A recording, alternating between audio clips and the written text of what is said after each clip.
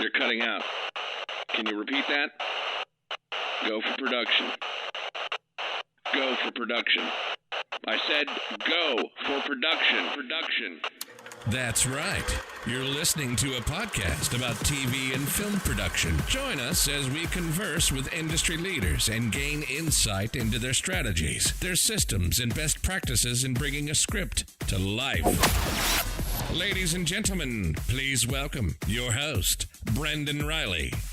Welcome to another episode of Go for Production, where it's my job to deconstruct and demystify the production process in both film and television. We'll talk about strategies, systems, and tools the pros use so you can be inspired to move forward in your filmmaking career. Today's guest is Korey Pollard. With over 30 years of in-depth motion picture and TV production strategy, management, and delivery experience, Korey has certainly made and continues to make his mark on the industry. His proven attention to detail, problem-solving, collaborative leadership, and critical thinking skills are evident in the projects he's invited to engage in. Some of these projects include Monk, The Orville, 911, Jack Ryan. He's also helped bring Grey's Anatomy and Nashville to life for ABC Studios, Deadwood for HBO, and House and Life for NBC. Korey received early training and mentoring on films like Stand By Me, The Fabulous Baker Boys, Clear and Present Danger, Waterworld, and Once Upon a Time in Mexico, to name a few. He remembers the incredible support and help that he was given, and he strongly believes in giving back by teaching, mentoring, and sharing his experiences with others, especially youth and future filmmakers. He sits on the advisory board of Greenhouse Collective, Lipscomb University's College of Entertainment and the Arts, Grand Rapids Compass College of Cinematic Arts, and Belmont University's Motion Picture Program. He also speaks regularly at schools, workshops, and other engagements across the nation. Welcome to the show, Korey. Wow, thank you. Did I miss anything? No, it's a lot. I can't believe I've been a part of any of that. It's crazy. I mean, it's so many shows that I didn't even get a chance to list all of them because there's so many. When you think back to starting out, what were some of the things that got you interested in the entertainment industry? From a young age, I was kind of told that I was funny and thought acting would really be the thing that I would do. But during that experience on Stand By Me, I saw a company move take place. A production assistant, didn't know that's what it was at the time. I was 16, had not worked on a movie other than what I was doing there as an actor, came and asked me if I needed anything out of the trailer. And I said, I don't need the trailer. I'm going to be right here next to the camera all day. Why? And he said, well, all the trucks are moving at lunch, and if you need anything out of it during lunch, you should pick it up now. I was like, what does that mean? And the base camp was literally right next to the set. It was designed, I got it. It was designed, the makeup trailer was the closest to the set. Like, there was a design to it as I began to investigate. Like, who makes those decisions? He goes, well, if you want to see how this works, stand next to Jay Irby, who was the first AD. And I said, okay. And he said, all right, we're checking the gate. If the gate's good, that's a company move and lunch. And when he said that, within 15 minutes, the entire base camp was running and pulled out of the parking lot. I thought, that's amazing. Someone had to figure all this out, because I kept just showing up all day looking at this city that was there everywhere that we went. There was this city of trucks. And at that point, I went, that's interesting. Stand By Me ended, and I thought, God, I really want to work again, but I had no idea what it would be. And then in 1988, I moved down to Los Angeles to go to film school and ended up working as a swinging set dresser. Worked my way through that department to being an on-set dresser to then becoming a prop guy, and then an AD. Scott Robertson met me and thought, hey, I think you'd be a better AD than you are a prop guy. And I thought, does that mean I suck as a prop guy? He said, you'd be a better AD than a prop guy, really? I'm like, I don't even know what an AD does, and I don't want to do that if it's having to be the production assistant, which I had dealt with because they came running up to me every day going, we need the gun, we need the da. And so I didn't really have a plan to become an AD, or didn't really have a plan where I would end up in production. I just took any job that allowed me to be on a set because I loved that environment so much, the collaborative nature of a group of misfits coming together, and out at the end of a day, there was something to watch. I thought that was just incredible. I think you hear this story very often about people that work in our profession that are working as an AD or some type of production role, that they kind of fell into it a little bit, because it's not like going to be a director where you're like, I want to direct from a young age and I'm going to direct. Nobody really, as a 10-year-old, wants to be an AD because they don't know what it is. Right. Not only that, and anybody who would want to would give me pause for alarm, because it's like sort of akin to standing in front of a freight train every day and having to figure it out. I mean, there's certain aspects of what we do that, I've learned absolute skill sets, but the flexibility to be open to solve problems as they arise, to stave off problems that you've had in the past, it's kind of the skill set, and you don't know that until you're in it. For me, it was about when I was in junior high. I was the editor of the school yearbook and a newspaper in high school, so I was telling my peers what to do, and so it was kind of a similar skill set I was learning. Right. That was the closest thing I could say, but I still had no idea what an AD was until college, and even college, I was like, I'm going to be a DP. Right. Right. And now you're an AD. Right. I think some of my early kind of the seeing the skill set present itself. I was a skateboarder, and I was very organized in getting people together or getting ramps built, or at one point I actually ended up managing a skateboard shop, and we found out that there was a ramp for sale about 3 hours south of us, a huge, like a half pipe, and I talked the owners into buying it, putting it into a warehouse, creating literally a Cub Scout troop that wasn't, but we got it underneath the Cub Scouts, and we did really well for a while until we started having concerts on the ramp of punk bands. Then we got kicked out of the Boy Scouts, and then we tried to maintain it as its own. So I was running this shop, running this ramp, came up with the idea for a couple of, they were kind of X Games-like competitions, but I wanted to include the local artists. I wanted to include local food, and so we did these 2 events that went really well. One of them actually made it into Thrasher magazine. There's a whole spread with my car in it, and it was really exciting. And it's in now the history of skateboarding. Of course, I'm not credited to any of it. They misspelled the name of the shop. Of course. It's just total Thrasher magazine. But it's super exciting. My son actually discovered, when he was about 12, some of my Thrasher magazines, and saw the pictures of the car, and then found photographs of mine, and said, Dad, that's the same car. I'm like, yeah, that's my car. He's like, it's in the magazine? I explained that I had put this competition together. I'm like, that was an organizational feat, because I had to literally go and work with the different restaurants. The local community had to work with the city government and get the permits and all that stuff, and I figured it all out at 16 years old. So you can almost trace back this career path in a way from when you're younger. Do you know what your personality type is? Have you ever done that? Yeah, I've done the Enneagram versions, but I haven't done any of the others. But I'm a 7 and an 8, which are highly organized, and they are also assertive, right, and sensitive. It's really kind of funny. I'm kind of all of those things together. And wait, you're a sensitive AD? Yeah, I'm a sensitive AD. I take it all personally. No, I don't. But I definitely care a lot about what we're doing, and I care about the people. That's sort of the hard part for me, because I really do give a shit. Right.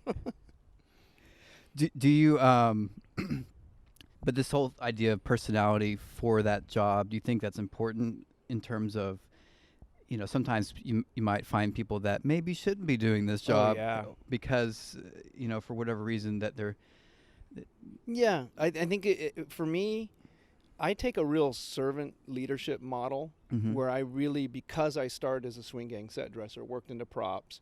Also during the 90s, I literally slugged cable and carried equipment as a grip and electrician doing music videos. And so I have a real sense of what people are doing when I ask for them to do things. Right. And I think that really kind of sets people apart from other. There are people who are in control and think they're in control and think they're shooting a schedule. And then I enjoy actually the process of shooting and getting people motivated to get down the path. And so often, I don't know if you've experienced this, but sometimes in production it feels like if it's got wheels, we'll carry it. If it's the ass-backward way to get it done, it ends up being that way because of, A, the equipment's not available, the actor's not available, whatever it is that causes you to go from Planet Ideal, that first board that goes out and you think, this is going to be great, to the rock that hits the pond, the ripples that change everything, and suddenly you have to do it a way that's not really the smartest way, but it's the only way because you've gone through all of the variations. And people, oh, why are we doing it this way? I learned to ask people to say to them, I know this isn't probably the way that you would do this, but we're going to do this stupid thing the smartest way we possibly can. And if you want me to explain to you how we got to this decision, this isn't arbitrary. I could make your brain bleed, but would you please just stick with me? And here it is. Because I understand what they're wanting to do, I try to schedule that way in the first place, but the minute the rocks hit the pond, sometimes you just have to do it in a way that doesn't make sense to people. And managing them understanding rather than just curtly, this is it. I don't dig that mentality of being the power driver, the sergeant that yells and, demeans and stuff like that. And I came up under a lot of people like that, and I just don't like that feeling at all. Yeah, it's almost like you want to approach it in a question like, hey, what if we do this? Yeah. Or, hey, I've got an idea. What do you think? So you're working on all these shows, all these, big projects. How did you get to that space where you're working at that capacity? I have no idea. I feel so fortunate. It is unbelievable. At some of these speaking engagements, they will do a litany of kind of what you did with the bio, or they'll put the IMDb page up on the screen, and it's humbling because they'll say things about me, and I'll sit there and I'll think, yeah, looking around like, who is that guy? I don't know. I just know that I am a super willing person to solve problems. You back to the personality type. I think my personality disorder became a career. I have a high need to fix. I have a high need to solve problems. That's interesting. It's just something that I love. I in my family, I will try to solve problems that they don't want help with, and so I have to be very careful with that. And that's been a challenge for me, and because of all the different departments I've worked in, I try to make a lot of decisions based on what I know their needs are. And that's not always good. It's sometimes you just have to make a decision based on this is the way it's got to be, but I'm constantly thinking behind things. So I think that my experience level, the breadth of it, I think that really has appealed to people because I am not a guy that does the one-page resume. I think it's incredibly important to see the pedigree and see where people have come from. So my resume literally includes all of my set dressing and props and the various things in a non-union capacity at the last page. And I just put it all on there because I don't think the last 3 jobs are the most important ones. Because the longevity, the fact that I've been in Los Angeles now, I hit 50 years old this last January. And I've never felt my age. But suddenly when I hit 50, I looked at my wife and I realized I'd been married to her for 25 years, which is half of my life. Oh, wow. I've been in Los Angeles now for 30 years, which means that I'm even here longer than where I grew up. And I've been in the Directors Guild of America now, literally for 21 years. And I thought, wow, how did I get here? So your question, I don't know other than just being willing at every level to do the best job that I could do. I've been invited to every position. There have been very few. Like today is an actual interview, and I'm only interviewing because the director who's asking me to come in, who's running this show, has never worked with this line producer before. I don't do a lot of interviewing. I've been very fortunate that I get invited to a lot of different opportunities, and I think it's just a personality thing in the fact that I've been around for a really long time. I just sort of stay in touch with the right people at the right time. I can't even tell you anything specific. Well, and then I think once you do a few of these shows, it makes it a little easier, hopefully, to... Yeah, I think it puts you on the radar. Some of them were, wow.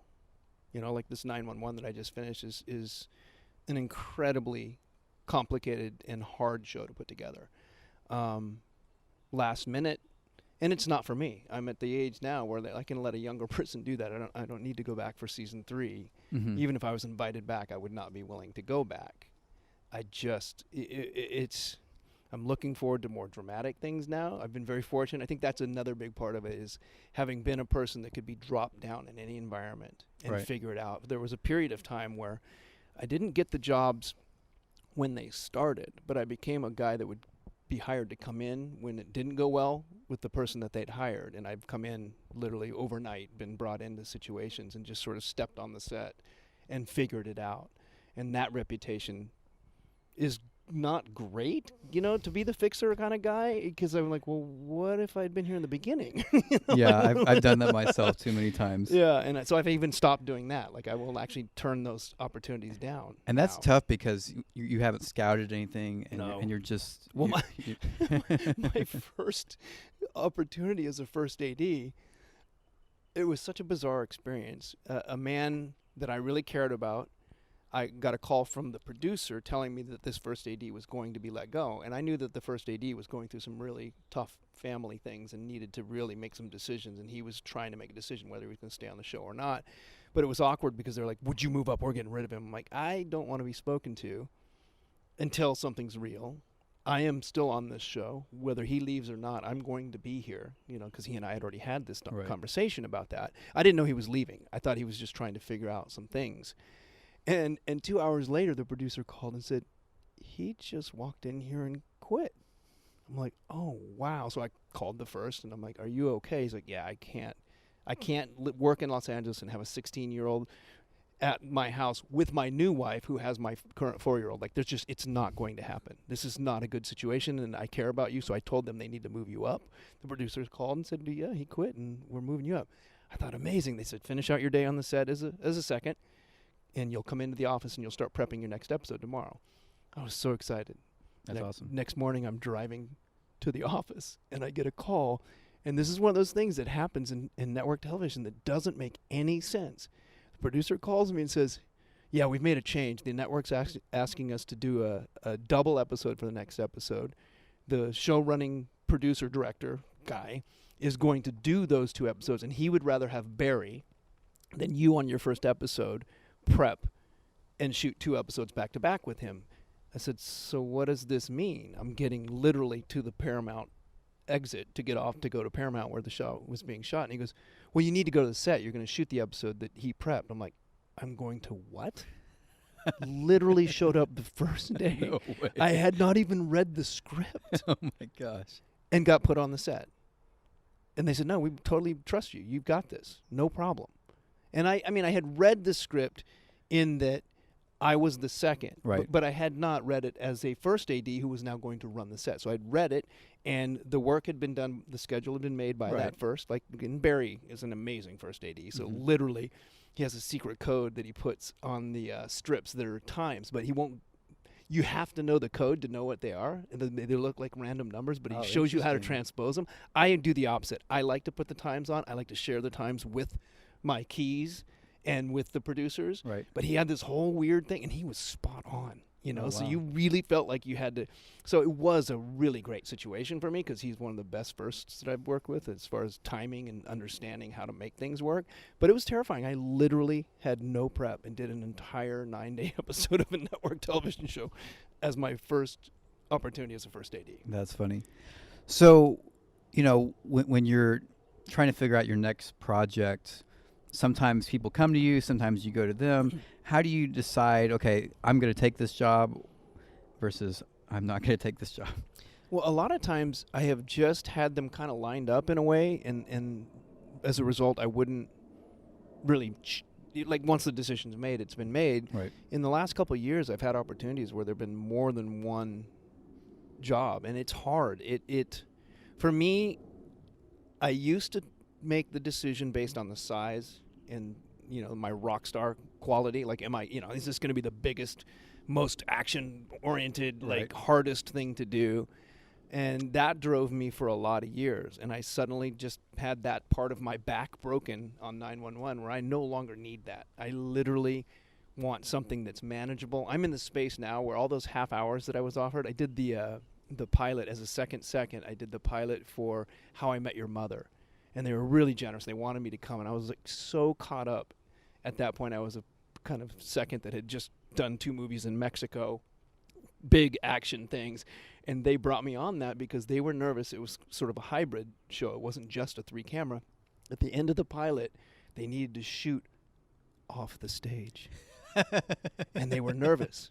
And they were like, so what's the situation? Well, we need to do a 10-car traffic pattern on the other side of the lot and have 3 dogs and an actor in a window. I'm like, no problem. Like, really? They were nervous. I had just done 7 battles of the Mexican Revolution in Mexico in 7 different cities, based in one city, traveling extras all over, horses, like all this stuff. I'm like, oh, no problem. No problem. And it was really fun. But today I'd kill for that. I turned them down because my ego was still into these bigger things, and I could have had whatever. How long was that show on the air? But I chose not to. Today, I base most of my decisions on the personalities that I meet, and I've learned to meet more personalities. I want to meet the DP. I like to know who the script supervisor is.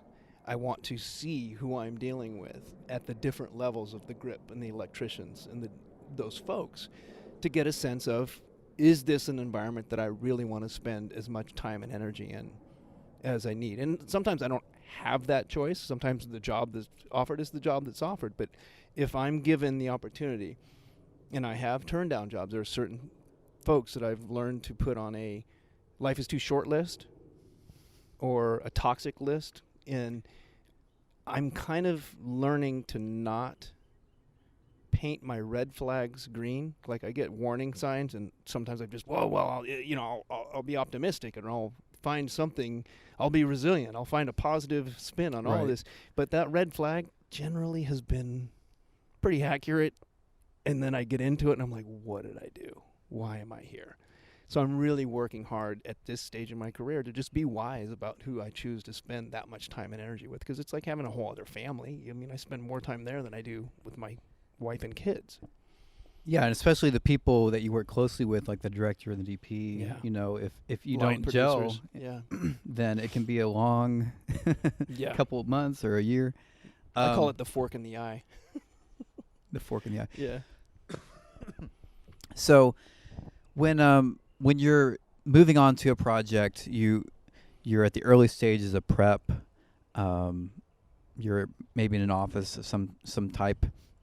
What are some things that you do in prep that you've acquired over the years, or things that you've kind of made your own, in the sense of things you like to do that you know if you do these things, they can make your show run better? For me, in the last few years, number of years, in the last 7, 8 years, scripts have been coming later and later. And so my breakdowns the first time are getting more thorough. And there are line producers who will argue and fight, just give me a board, just give me strips. Well, the strips don't do you any good if I don't have the elements in it, and that I can track the elements that need to be ready, because I understand the construction and I understand, I've been doing a lot of sci-fi things and things like that where you're actually manufacturing every prop. Mm-hmm. And, just, put it together. I just want to cast 800 days. Yeah. I'm like, well, okay. Yeah, well, great. But the reality is that if you cast that person and that super prop or that video or that, element is not going to be ready.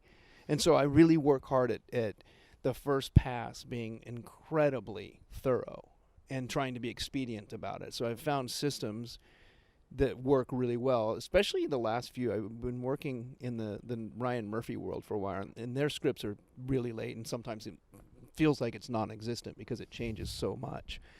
And there are a lot of usual gags, or it's either very period specific, and so you need very deliberate props, cars, costume, things. And I found a system there with my second Kyle, who is a night owl, and I am not. I'm a morning person. Mm-hmm. And I'm a guy who's happy to get up at 3:30 or 4 in the morning and work for 4 hours before I walk into an office to get a board complete and ready to go. And he's a guy who's happy to stay up all night working and come in a little bit later. So we worked out a system where it looked like a 24-hour thing, and we'd have the producer go, how did you, what the...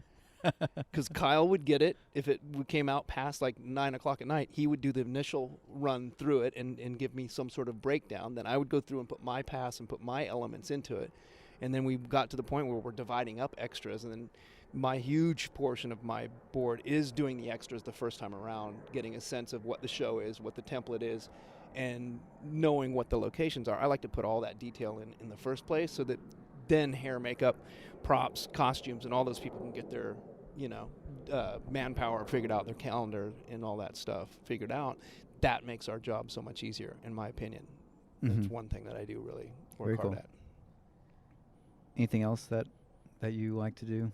Do you have any certain type of meetings or different things? Yeah, I mean, I try to have the concept meeting as soon as physically possible, but what they tend to do is like leak you a script, but no one else. And I was like, well, why are you giving me a script if I can't talk to anybody about it? Like, it makes no sense to me. So I get in trouble because I will share scripts at times, and that is not appropriate in some environments. But it's the only way that the team works is by knowing what is coming. And so I'll out myself and say that I do share scripts with people, especially if it's a very special effects laden or stunt laden thing. I'll have meetings early rather than wait for them to officially come on, because the time is already too late, even at a 9-day prep on a network show. And the fact that we're getting them so late makes it worse. So I have a concept meeting, and then I'll break down from the concept meeting if we need the costumes. More and more the showrunners deal with the costumes. The directors don't get directly involved with that, certainly on the Ryan Murphy world, because it's a very specific and deliberate world. And it just depends on, again, what the content of each script is, what meetings are important. So it all has to do with what the gag is or what the big overarching theme is to figure out what the meetings are. Roughly how many meetings do you think you might have for like a TV show for each episode?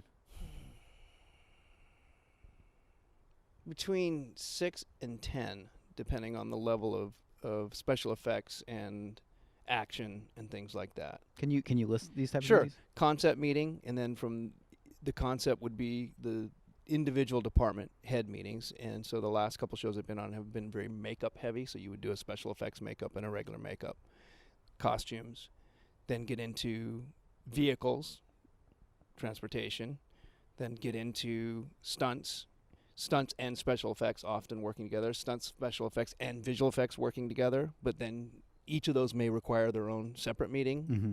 And if that is the case, then I will often start with the stunts meeting and get a sense of what the physicality is going to be, and then look into special effects and what's going to help drive that, and then visual effects, how we're going to clean it up or do transitions between each of the sequences, if that makes sense. Then I like to be a part of a logistics meeting. Some producers like to do that with the second ADs, but I like logistics a lot. I like designing base camps for moves so that you literally are scheduling your day and getting rid of those actors so those trailers can move, because I really came up in movie land where we would do that in other countries, and you literally would design the flow of your base camp to what the day was, reminiscent of what I saw with Irby Smith on that first project on Stand By Me, watching the fact that our trailers lined up right behind the makeup trailer step out, literally walk through the gate of the set that you were going to be on, and then move that stuff out and shoot another scene in that place in the reverse on the parking lot, 6 hours later. It was really impressive. One thing for me that I always find in prep is working on indie films a lot of times is, okay, we have 10 locations. How can we consolidate some of these so they're next to each other, so that we're doing pushes and not company moves, because company moves, kill a company. Kill it. Yeah. My Lucas George, one of my favorite producers that I work with quite a bit, has the thing. He goes, okay, Korey, let's sit down. We're going to do some dueling banjos. Give me a copy of that. And so I literally duplicate the schedule, and he puts it on his computer, and I have it on my computer. And people will walk by the office when we're doing this and go, oh, my God, are they okay? Because we will argue. It's just total love, but it's this he's New York Greek, really big dude. And he's like, okay, put it like this. I'm like, you can't put it like that because this. And we will argue through the different elements and figuring out exactly the best schedule based on what he knows and based on what I know. And it is a super fun process to go through the dueling banjos and whittle down the basics of what it's going to be. And getting the other perspective is incredibly important for me. And I think that's another thing that has kept me working for a long time, is that I share in the scheduling process with everyone. I'm talking to the keys about what's coming and what they think the theory might be. Certainly before the scout and even after the scout. It's like, what do you think? You've seen the space now. Is this a wise way to go? Can we schedule in this order in order to make the day work? Or do you have a better idea? And being open, because sometimes you have to say no, but by engaging with people and being willing to let them be a part of the scheduling, I think really helps. Yeah. Do you have any type of philosophy when it comes to like say a certain day that you typically like to start the day off with, or have a goal by lunch or something? Yeah, I mean, I'm a a big fan of timelining and making sure that I have a timeline. At the same time, there's this thing that, it's the same thing what I didn't quite finish with Lucas was the reality that he says, let's find our dogs and find our tails. Let's find our puppies and our tails. You never let the tail wag the dog. And then what you were saying is the reality of scheduling most of these projects, it has to do with what's the set piece, what's the dog, what's driving this. Like, okay, so let's park ourselves here in this base camp for 3 days. And from 3 days worth of work, let's stake bed to these other places or push move to these things. So the puppy, dog, and tail is a really big thing. And in addressing what you just said, it just very much depends on what it is that is going on. But I work really hard at not, for example, a philosophy that I have, and I just went through this with Nan Bernstein, who's a woman I'm in talks with right now for a project that this afternoon, that's where I'm going. And she said, are you a guy that once you make a schedule that's it? And I said, oh, no. There's always a better way, and there's always something getting in the way, and there's always something that I haven't seen that someone else will bring up and see, and I'm really open to, yeah, no, that's a good idea, or no, this is why I put it in that order, and maybe your idea doesn't work, or maybe it doesn't, it didn't occur to me, and I'm really open. So I like to really look at, like, let's say a procedural, which I don't like to do anymore, but like, you've got a bullpen, and you've got the interrogation cell, or you've got these regular sets that you go into, and you might have 8 or 10 scenes in those regular sets, and you may have 3 stages that you have these different sets on. There's a mentality that let's just go in there and we'll go through that and we'll stay there for 4 days and do all the scenes in the bedroom. And there's a time for that. Right. But then there's a time to actually move around and do things in a creative way that is efficient and actually motivates the cast and crew to be involved in the project, meaning I like to shoot continuity groups as best I can. Right. And at times, if that means moving off a set and moving around to different sets, I like to really be open to entertaining that, because getting into a stage and auguring in for 4 days in one set is one of those fork in the eye situations for me. I get lazy, other people get lazy, and it gets slower and slower. But if you know you're only going to do 2 scenes in that set on a day, and you can move and you go to another place and you come right back around, and a lot of times that has to do with redressing the set, because we do a lot of swapping out and things like that. And that's the way I like to think, is like, well, wait, do we really need to build another apartment? What if we just took the bedroom of our regular set, shot what we needed in the first 2 days, went off the stage for 2 more days, came back, and it was just a paint and put some different furniture in? Can we do that? You find ways to engage people and have conversation. Then you're suddenly, you haven't built a $70,000 set that you don't need to. You've done a $15,000 or $20,000 redress, right? And then just turned it back in, which is all great work for your, painters and people that are there. Yeah. So one philosophy that I have, always curious what other people think about it, is you eat the meal first and then dessert. Yeah. And it's basically, okay, you got a 5-page scene, 3-page scene, and then you have all these like 1/8 of a page. And I love to start with the bigger scene, even if you got to get them through the makeup and all this stuff, because I find that if I don't, the director's going to spend 2 hours on 1/8 of a page. Is that true? It happens more often than not that way, and then you'll find times that you can't do that because of like an equipment or an actor or this. But yeah, my theory is even to front load your entire schedule rather than backload is always a great idea. Another philosophy that I use, and I've been caught for this and had people be angry about it, and then had other people get it and be very grateful for it. When you go through a script with a director and a showrunner and a creator, and like everybody has their different perspective of it, and you see things that are kind of redundant beats that you go, do we really need to say that same thing again, even though it's a different person saying it? Is that really important? Or, hey, what if that person said this, but in this scene, which means you don't even have to go to that set or find that location, but the same information could come into this. So I find that I can run those things up the flagpole, or do you think this is too much? The script is too long. What do you think we'll cut? Oh, well, we need everything. That we get that all the time, right? And then in your heart of hearts that it's too long, that you're now going to shoot stuff that is blood money because now it becomes overtime, and the pressure's on us as the ADs to get it done, and it's still going to be cut. So you're going into this frustrated. Well, I've learned to schedule those later in the schedule and late in the days. So that if they get cut, it's their decision. Well, right? then you get to the point and you go, and you don't. And I don't even do it smugly anymore. I used to be like, how do you feel about that scene now? But you let them go down the road, and you're like, oh, yeah, so what we have left, this is really great. And that's another thing, is sitting down with the director and producers and getting through what I call blow-bys, which some people hate to hear, because it is, what's the meat? Some things are just meant to get you from point A to point B. Then there's the meat. And sometimes we misidentify the meat, too. Like, actors will take a scene, you're like, looking at a director, you said, we're going to take 2.5. This is really a 4-hour scene. It's better. Okay, how do we do this? Well, let's look at the rest of the day. But trying to know at least in advance where you think you want to spend time. Some people want to spend time on every single frame, and that's great. That's their prerogative. But the reality is it's not going to work. So having those conversations early, like where's the meat? This is meat. Let's give this even more time than we think right now. And if we come in under, that's great, because then we can slide things forward. But the reality of taking those pieces and moving them as far away and not starting. Well, just start with it. No, trust me.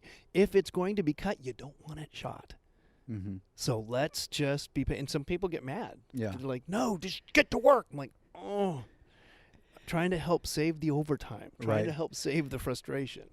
Sometimes it's almost like you have to let people fail in a way. I am so not good at that. And it's hard because big part of my personality disorder that's a career. I have the same problem. I don't like to fail, and I don't like to be part of that missing something, Yeah. No, but it is, and I'm learning that more and more now. That's one of the hardest things for me, because I really like the entire team to look good no matter what, So we talked a little bit about the prep part of the job. So, you're moving on to production. You're in the thick of it. You're making a movie. You're making a TV show.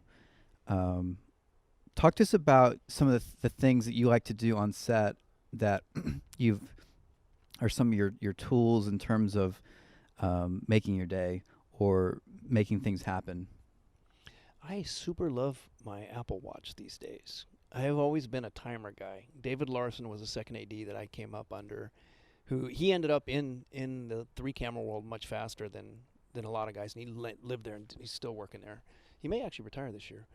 But he was a guy that even before these things existed, he was finding little digital watches he could carry in a fanny pack, back when the fanny pack was the thing, that vibrated and that would remind him of things. And so I've always used reminders on my iPhone from the time we got that. When I was using the Palm Treo, used calendars, and even though we have a production calendar, I like to input everything into my personal calendar that pops up on my phone, on my watch, constantly. And some DPs get it, and others get really frustrated at me, because we will do I do the estimate game with them, and it's like, here's what I was thinking, and why do you think that? I'm like, just because I've seen it before. But let's come to an agreement.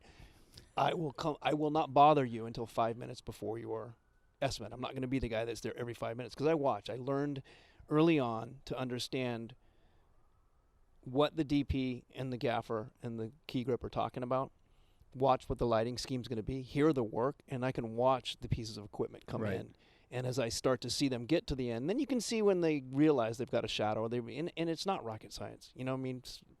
The fact that some people, well, you said, and now it's taking too long, it's ridiculous. If you were trying to hide the shadow and do what it's not easy what they're doing at any level. So I watch it, and I get a sense of it, and I start to warm up my team. But the Apple Watch is a big deal for me. It works. I set a timer. I come back at literally the 5 minutes or 10 minutes before the estimate was given up, so that I can be in the space again and double check. Because I don't really leave, but I get engaged in other stuff that's preparing us for the next scene, the next day. A lot of times you're still looking at location pictures and all that stuff, because production's just gotten further and further away from actual prep with the late scripts.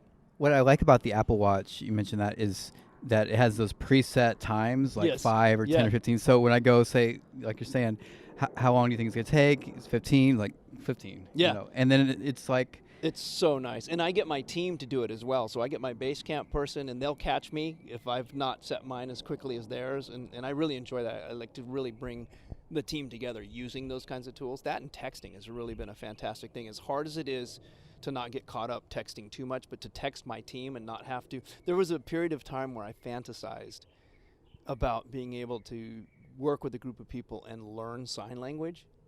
ASL, to be able to communicate across the set during, Right. especially once digital happened. When we started going HD and started shooting digitally, I worked with Robert Rodriguez on one of the first kind of action movies that was done on it, which was Once Upon a Time in Mexico.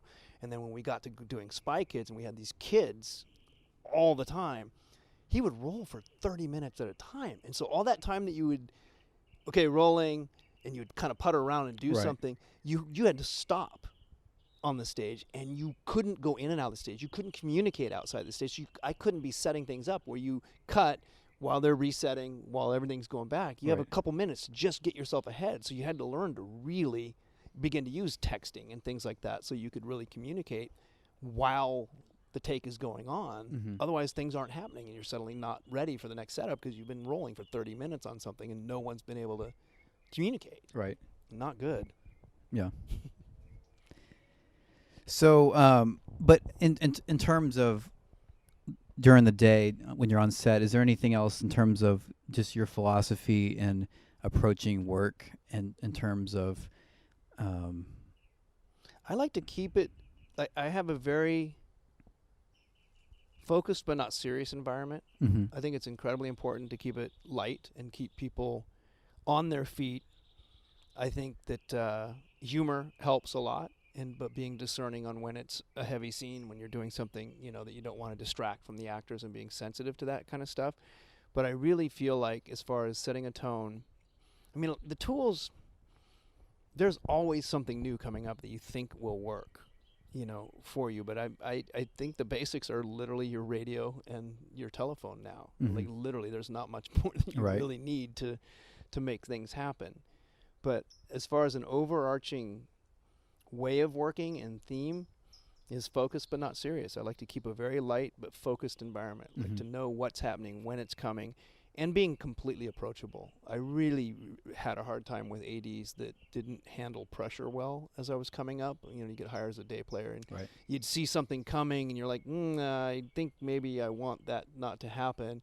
And you go to ask just to confirm that, because you don't want to make a crew member mad when they're setting something down. If someone else said it was okay, but when you're kind of watching the scheme of the work, and that's another expectation I have with my staff, is that come watch the rehearsals, come watch us talk about what the shots are going to be, and then and then you can be responsible for helping me not let stuff set in the shot, because it never ceases to amaze me. Oh, it's got wheels, it'll move. Yeah, but if you didn't put it there in the first place, you wouldn't have to move it, which means it's only coming in when it works. And I'm a big fan of that, and communicating that to people is incredibly important to me.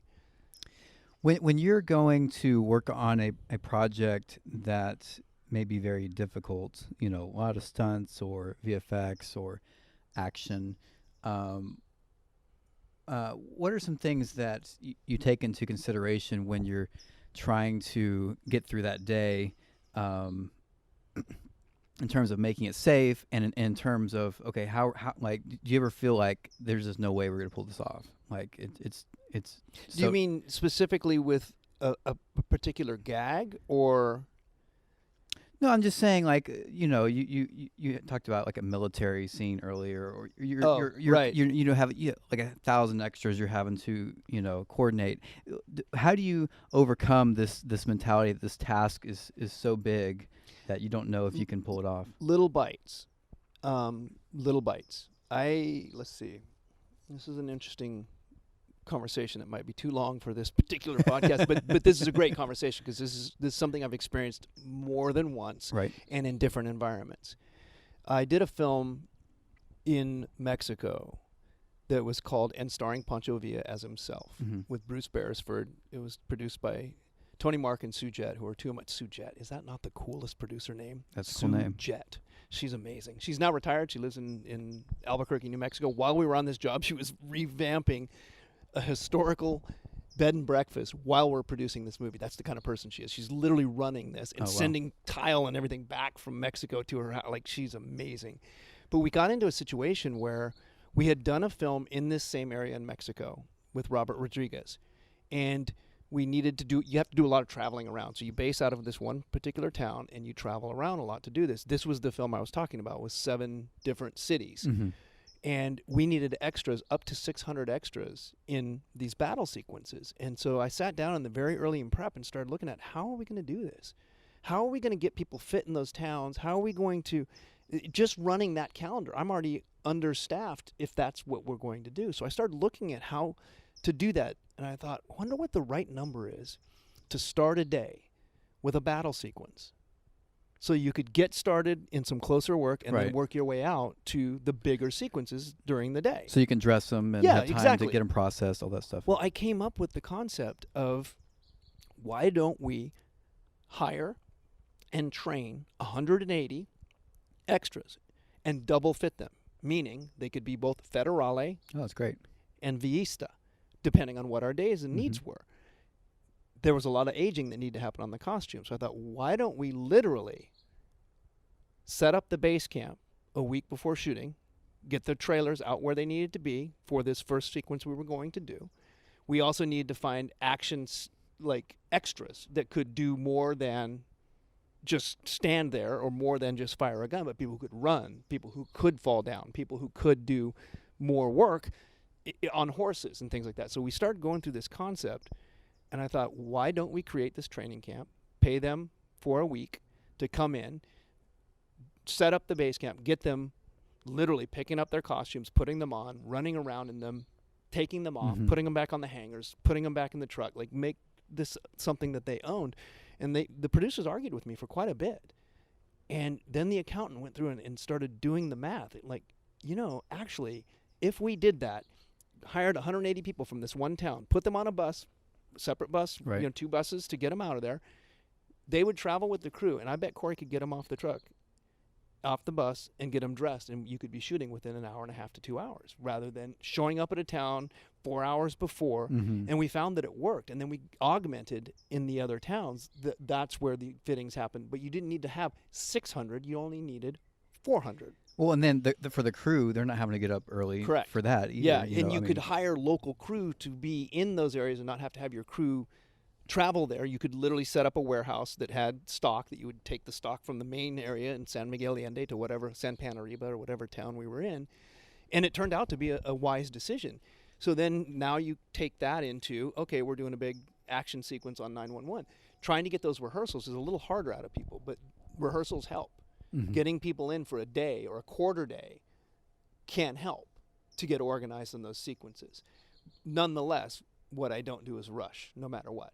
And so I work hard at fighting to keep more stuff off of a big day and give myself the time to do that, and not get bullied into, you got to do more, because everybody thinks there's always more, but that's the point that somebody gets hurt.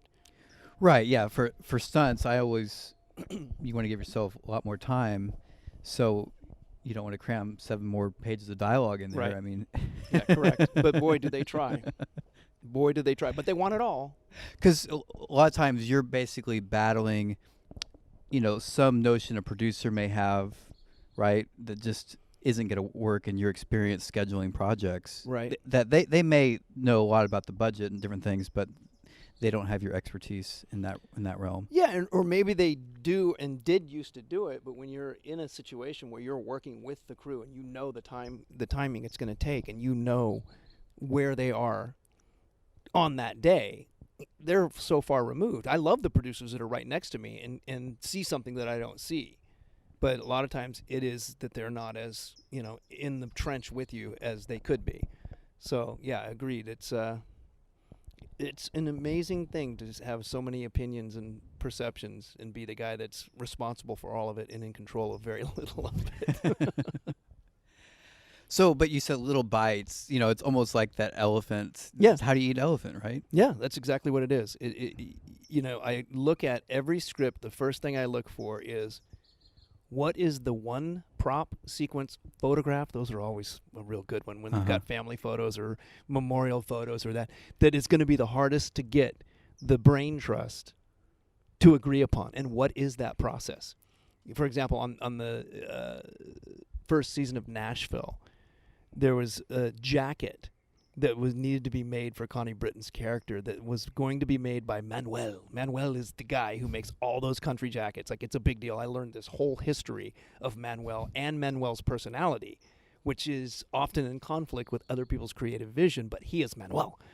And I just saw this thing as being a disaster. So Susie DeSantos and I pulled her aside, the costume designer. I said, this jacket, I'm not putting this until the very end. She goes, you are so smart. I said, are you having trouble already? She goes, it's unbelievable. Connie has a vision. Callie has a vision. The network has a vision. The producer has a vision. Some guy from Lionsgate has a vision. Like, every single, like, so many people had a vision of this. And we ended up not even shooting it until 2 episodes later. It became that much of a thing. Oh, wow. And she literally laughed. She goes, how did you know? I said, I just could, after the first meeting, I could just tell. It's the jacket. So it's a photograph that, you don't agree, like, which kid is the right kid for the young version of your actor, and you go through that for months. So you just put that stuff as far away as possible and give yourself time. That's funny. Yeah. And TV, there's a lot of different ways to shoot TV. Can you describe some of those, and what is your preferable method in terms of, the crossboarding or if I've never heard of how you shoot TV versus a movie, right? What I know you've crossboarding is an interesting concept and can be done well with a minimal amount of directors. I've done things where there've been up to 4 directors, and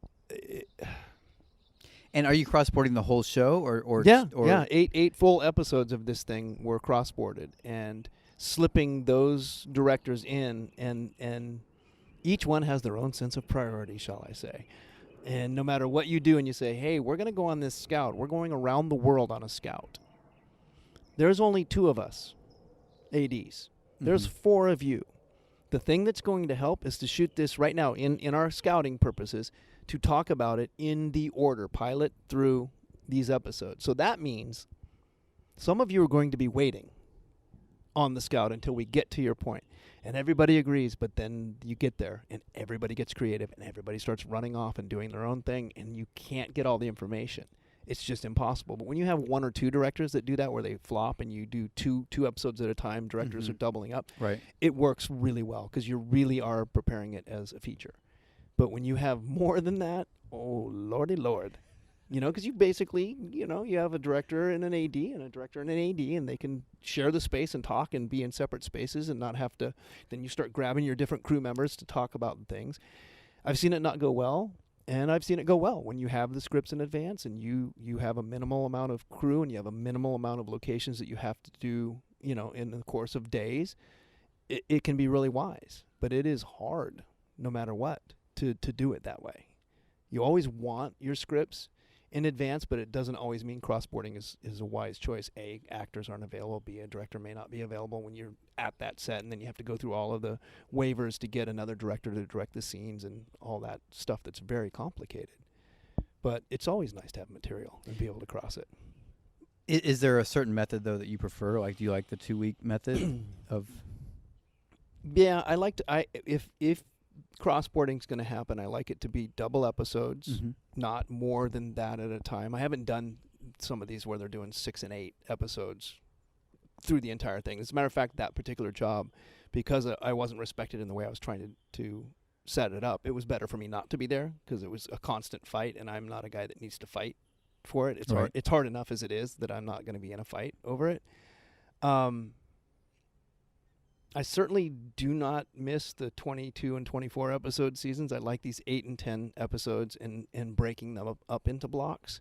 Not necessarily crossboarding everything, but breaking them up into blocks is really good. So you shoot and then go down a week or 2 and prep some more and shoot, which can be efficient. Just depends on what the model is for the network or the streaming service that you're dealing with.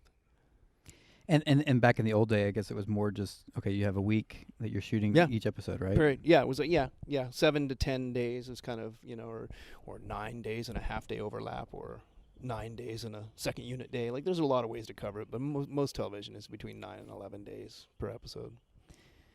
So I want to talk about working with directors. You work with some, a wide expanse of different personalities and directors, right? Mm-hmm. Yeah, a few. We don't have to say any names. No. So, what are some things that you've learned in terms of trying to manage their expectations or trying to, get the job done at the same time of pleasing the director? Yeah, that's an interesting question because I've done it really well and I've done it really horribly, Right. in some areas because I am creative. I care about the material, and something that has been said to me that I've had directors go directly to producers and thank them for having me because I'm shooting the show, not a schedule. And then there are some people that are intimidated by the fact that you are into the material and not just shooting a schedule. Mm-hmm. Or are there things that, you have to be careful sometimes when you're making creative. I'm just trying to be wise in how I say it. That my favorite thing about working in television is the long form version of it, even though the 22 episodes scares me today because I love these 8 and 10 episode arcs and these short, limited series things because they're fantastic. It's just like a 10-hour movie. Right. And what I've loved all along in television is I got into it when it was really good writing and became cinematic as opposed to, like when you think back to growing up, I remember watching Chips or these shows where it was like this big wide shot and maybe a medium and that was it. I remember sitting literally behind Eric Estrada at a church one day, and I'm looking at him, and I was so beat up from the work we had done the night before on this very cinematic sequence. I'm thinking, God, what it was like to work with that guy. I mean, man, they just did a wide shot, and then they kind of reversed, or maybe not even. Maybe they'd all three walk in and tell you what you needed to see, and then they'd just walk away. No wonder it's so much easier back then, and hours might have been better. But so I look at it, and I think, okay, I'm tracking the entire series, and you hope that the directors that are coming in understand the character arc in those things as well. But I have had the most fun I've ever had is even catching showrunners who've missed things that I catch from like 4 episodes before that pertain to a moment in a current episode, Right. and presenting that by taking them into post and going, hey, what do you think of this? Does this kind of tie into that?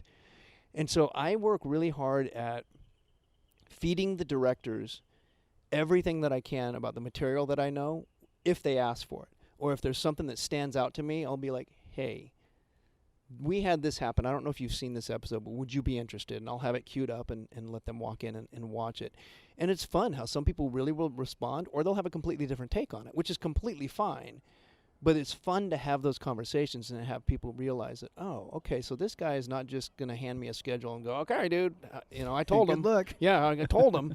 Like, I'm looking to shoot the show. And I've had situations where it didn't feel like a sequence was finished in my mind, but I'm not cutting it. So I'll ask, and this far be it from me to, but I felt like this moment with this guy was important, and I know you're trying to get out of here because we're running into meal penalty, and I understand that.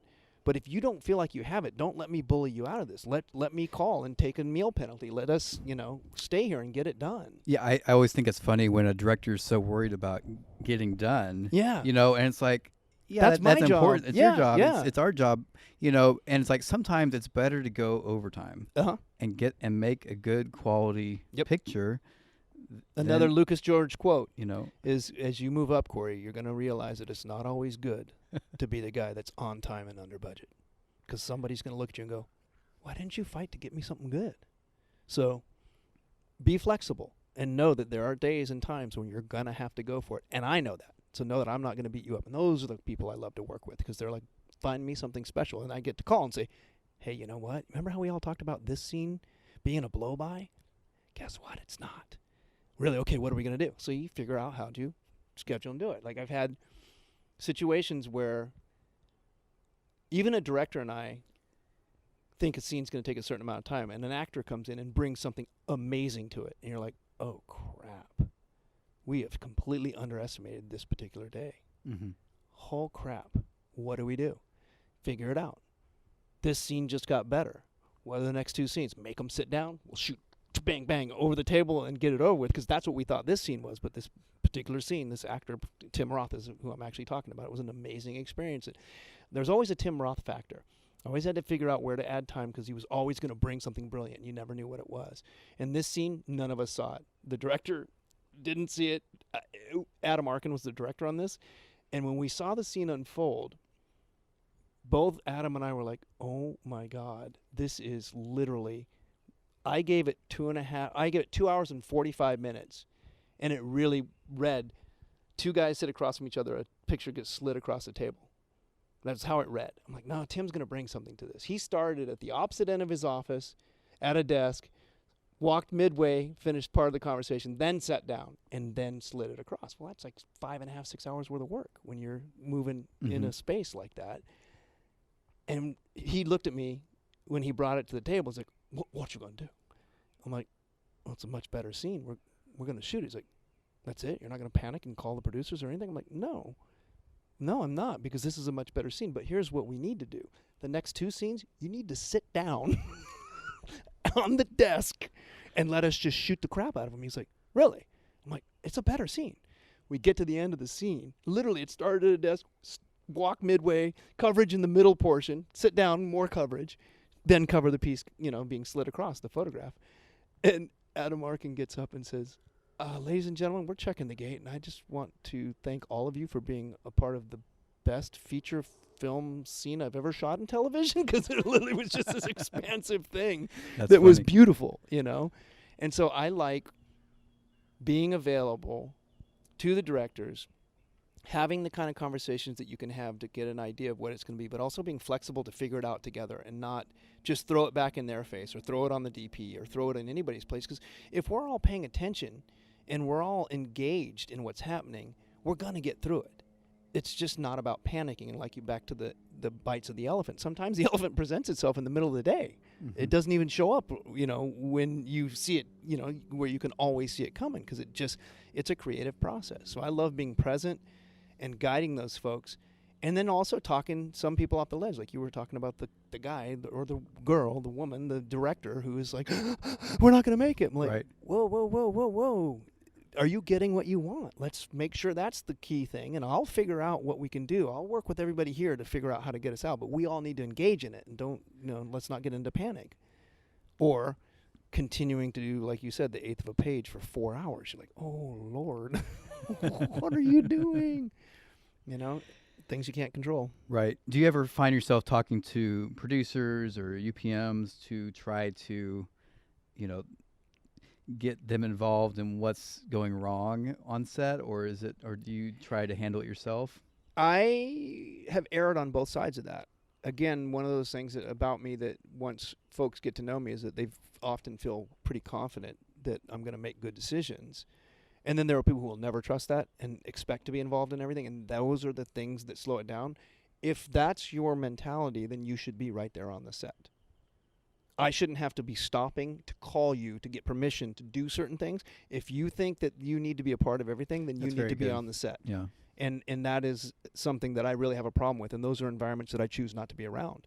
Once I start to see that and then I feel that constricting hand on my throat, I would prefer not to be there anymore. I'm putting that under the life is too short list.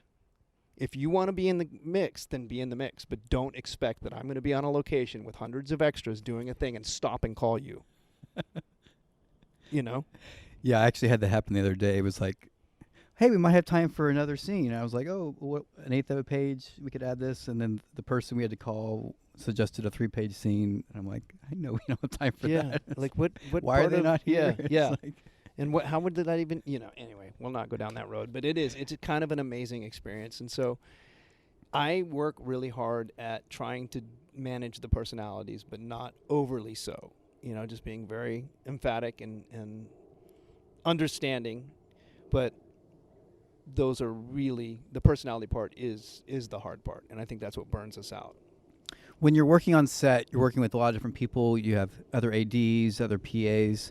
What are some things that you've done over the years to, kind of build a community in terms of people that you reach out to? How do you find these people? There was a period of time where I traveled with the same group for quite a while. Right. And in the last few years, that's not been the thing. When I started being the guy that would come in and replace people, I lost a lot of those great people. And I found I found an ability to work with whatever I'm given and not to walk in and fire, because I used to do that. Like I would literally come in and bring my whole group, and I didn't like the way that impacted the show. And Right. so I've worked really hard, like the situation I'm going into, there's a suggestion for me as a second that they like, and it's somebody that's worked with this team. I've never worked with this team, so I'm absolutely considering it, even though I've got 3 people that I love and would love to have with me. I'm open to considering all of that. If it makes them comfortable, since I'm the new guy, then I'm open to seeing what that looks like. Does that make sense? But my way of bringing people up is I really worked hard to nurture people from the beginning, move them through different roles on set. You know, start you with the background, put you on set with the background, put you in base camp for a little while, so that you get a full rounded version of what it looks like to feed me where I am, and then put you next to me on the set so that you could really understand what I'm calling out, what I'm looking for. And then once you're in the room and seeing it, it allows them to take up a lot of responsibility, because I really like to have people responsible. I don't want to be the AD that has to tell you everything that has to happen when it needs to happen. Right. I want people to be engaged in my process. And so I work really hard at creating a team environment where I need your help. I need you to pay attention. I need you to, I've given the estimates for a reason. And when I say pop quiz, I do a lot of pop quizzes on my sets. And That's fun. yeah, it is. It's super fun. Like I will call out what the shot is and what the lens size is and what our estimate is. And then I'll wait 10 minutes, pop quiz, and I'll call somebody's name specifically. And it's amazing how many people forget what you're actually doing because they get caught up in all those other things. It's like, but you've got to remember what we're doing here. Where Checking are we my in this one? phone. Yeah. No, that's a big thing, man. I remember when those iPhones came out and Angry Birds became a thing on a set. Oh, I'll never man. forget it. Standing on a set, making an announcement of exactly what we were doing and what we were heading toward, and not seeing a single person look up from their phones. And I thought, are you kidding me? And then I just did a mass text of what I just said. And then people go, oh, man, you're fucking up my Angry Birds. And you go, you didn't just say that to me. What's happening? That was the beginning of pop quizzes. Pop quiz, what are we doing? What are we doing now? Well, we're getting close to the end. We're going to wrap it up with a few last things. You mentioned your iWatch. Are there any other tools that you use? Any apps? Any technology? Any use a gold fold? I don't use a gold fold anymore. I'm very light on my feet on the set now because I do use the iPhone for a lot of the schedule. Like it's there. It's I can use. I like to have a hard copy in my pocket, but I don't do the gold fold anymore. For me, I use the old school Bic 4-color pen. Oh yeah, like the nurse's pen almost. Yeah, exactly. Yeah, with the 4 colors, but I found a short version that Okay. fits in my pocket well. That's something that literally at days when I don't have it, I do feel like I lose my shit a little bit because I like to have. Because green means go, red means be mindful of, Right. and so I have this coding system that I use as I break down my scripts and as I break down my call sheet on the day. Oh, that's good. It's written in colors that make sense to me because I think I might have been a kid who had learning disabilities or learning differences that never got diagnosed. But in this career, I have found ways to function by the way that I write things, or it's almost like a script supervisor's notes on my script. Sometimes people look at them like, what the hell does that mean? A jaggedy line and a red stripe and a app-wise, no. I'm a straight-up movie magic guy. I'm not into the synchronized or any of these other newer ones yet. Maybe I need to be because they seem to keep every version or update is not an update on Movie Magic anymore. Right. You lose the great shit you used to have in there. That's funny. And that's frustrating, because I've been using it since like 1992. Well, synchronized is cool, but it's like if you're on a plane with no internet. I mean, it's like I want my movie magic. Yes. So that's exactly. That's And the thing. so why don't we figure that out? I would love to be able to buy Movie Magic and develop it to the next phase. I've been trying with Maybe them. you should. Well, it's funny because they don't want to let it go, and they won't fix it, and they want to move us over to this other platform. Right. But it's just not there yet. So, how do people follow you? Are you on any social media? Or anything? I'm terrible at it, but I'm about to actually on Stage 32. There's a blog launching May 17th. I don't know when you're putting this out, but this is this Friday. Oh, fun. The blog that sort of follows my career from a 12-year-old extra on to what I'm doing and what I've learned the way I've learned it. And it's going to be pretty raw. It's got not specific like hang people situations, but where you really learn these things. I've been writing it for years as kind of a book form. I've been asked on the speaking engagements to do this, and I've never felt comfortable doing it, but I met an editor out of New York that is a part of this Stage 32 thing that's just got me fired up, and it's fun. But I'm on Facebook. I am on... You're on LinkedIn? I'm on LinkedIn. Yeah, that's a good place to do it. I have a migrant film worker Instagram, but I don't use it as much, and I'm about to figure out how to use it. I just sort of do my job, and that's it. Maybe that should be your resolution for 2019, is to figure out Instagram. Yeah, my wife is an influencer, which is funny, and I just she gets so mad at me. I just don't get it. Well, I really appreciate all your time today, and I wish you the best of luck on your interview right after this. Thank you. Yeah, it'll be fun to see if it comes together. I feel like we had some great nuggets of wisdom in this hour. Make me sound smarter. Edit it so I sound smart. Thanks for coming. Okay, hey, thanks, Korey. Appreciate it. If you enjoyed the podcast, please visit us on Apple Podcast, leave a review, and share it with your friends and network.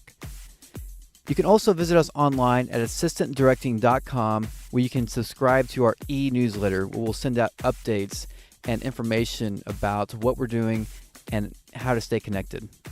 Thanks, guys.